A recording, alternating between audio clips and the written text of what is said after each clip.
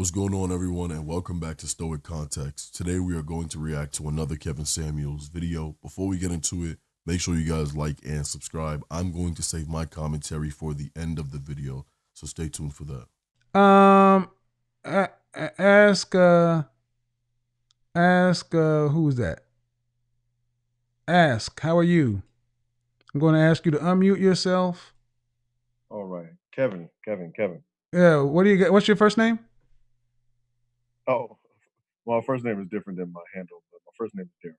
What do you got for me on the subject?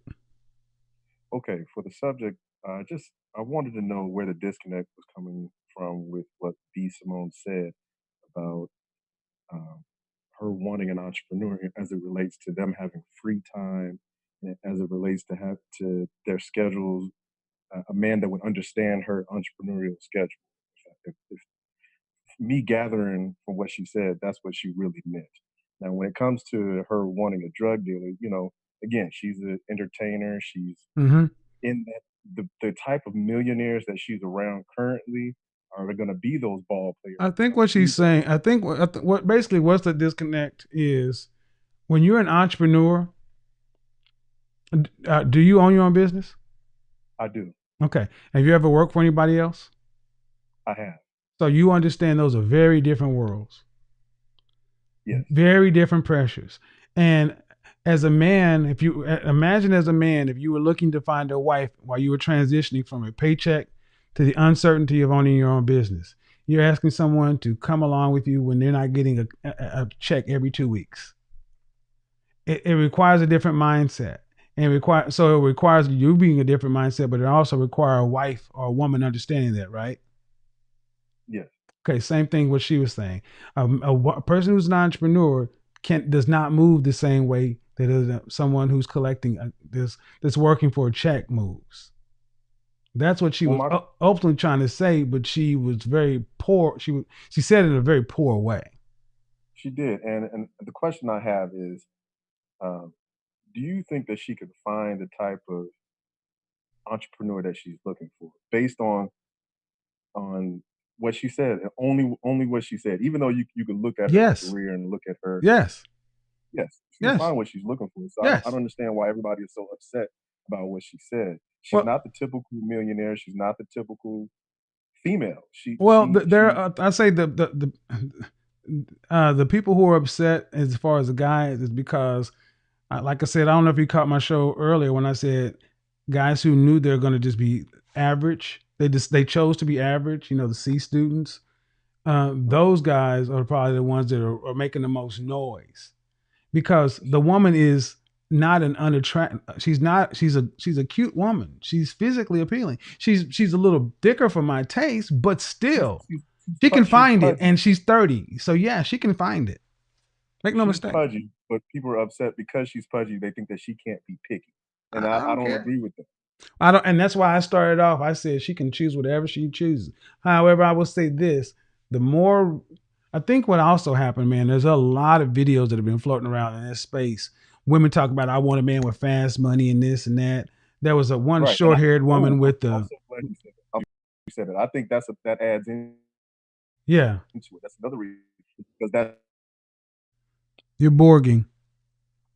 Discussion with that. I can't remember what the sister's name is. Can you hear me? Yeah, go ahead.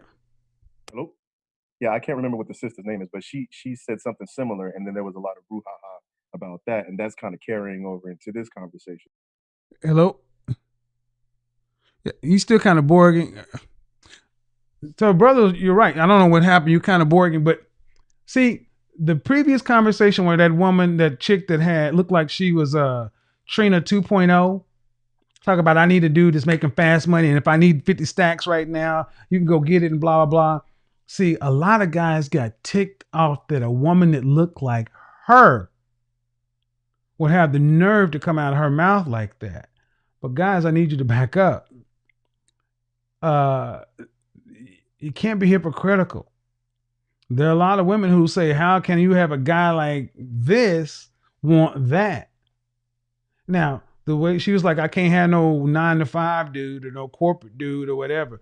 But the fact of the matter is she could never get one anyway. That woman talking about she need 50 grand, all she can get is from dudes like that. She does not have the sophistication to be on a Blake Henry's arm. Make no, you gonna take her to the company Christmas party? Please. Now, B. Simone, she can win.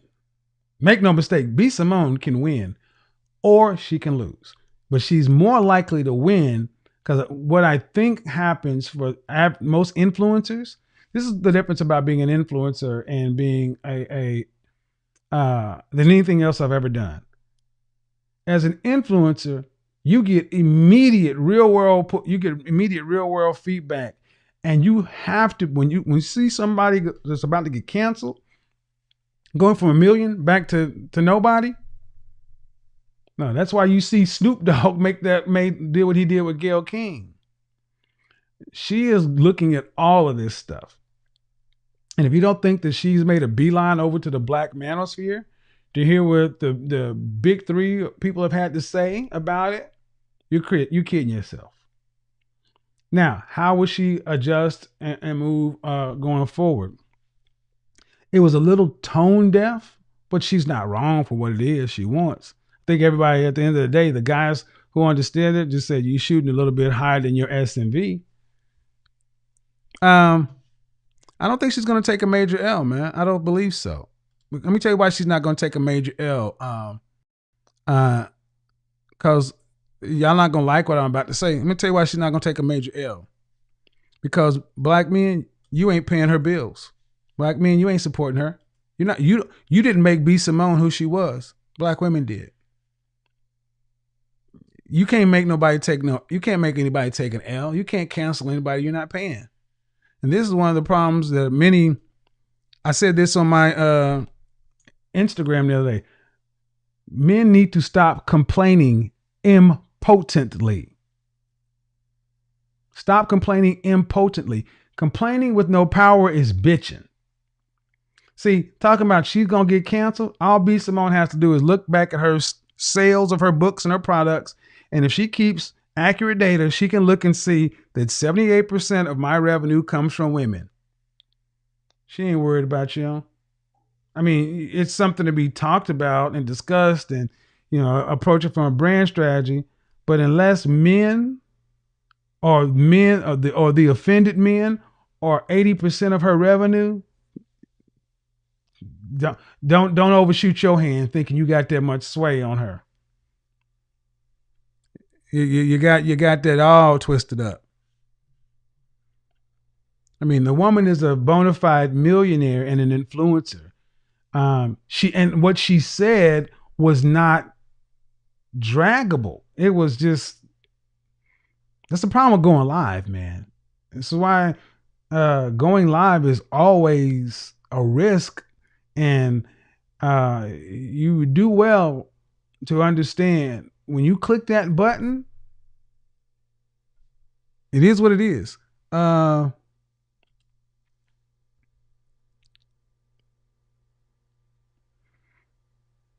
So, yeah.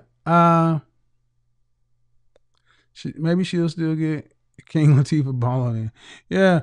See, the number to call in, moderators, can you put in? Will she find a high value man though?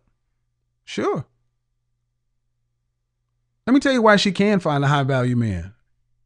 Because she's hot right now. She's buzzing. Hold on. Let me tell you why she can find a high value man right now.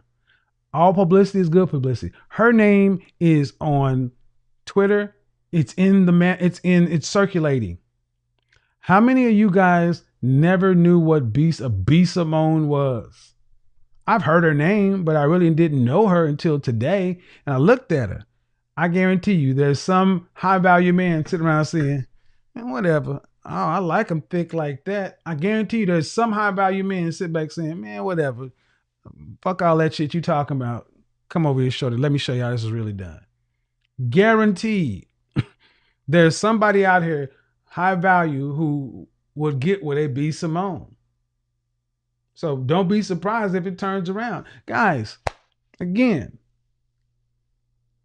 if you know guys in that 7-figure plus range, we make the mistake, and because I work with a lot of those guys, they don't move like middle class people. I'll put it that way. This conversation wasn't about B. Simone or whether she was right for wanting an entrepreneur. It was about how people don't understand status, leverage, and access. A lot of listeners got emotional about what she said, but missed what Kevin kept pointing out. Entrepreneurs don't live like regular workers. Their schedules are unpredictable, their money is inconsistent, and their focus is laser sharp. Wanting a partner who gets that isn't being stuck up, it's being realistic. The problem wasn't her preference. It was how clueless most people are about the world she lives in. What Kevin made clear is that attraction and outrage don't work the same way. Middle-class thinking doesn't apply to millionaire behavior. High-earning, high-profile men don't pick partners based on Twitter arguments or strangers' approval. They pick based on who's around, timing, and what they want. That's why all the hate she got didn't matter. Influence follows attention, not agreement. And being hot right now, culturally and financially, creates opportunities outsiders can't see because they're judging from a completely different economic level. The bigger point is this: complaining without leverage does nothing. A lot of men were mad but had zero impact on her money, her audience, or her options. Power isn't about opinions. It's about outcomes. If you don't control someone's income, reach, or reputation, your outrage is just background noise. The world doesn't reward fairness or feelings. It responds to position and demand.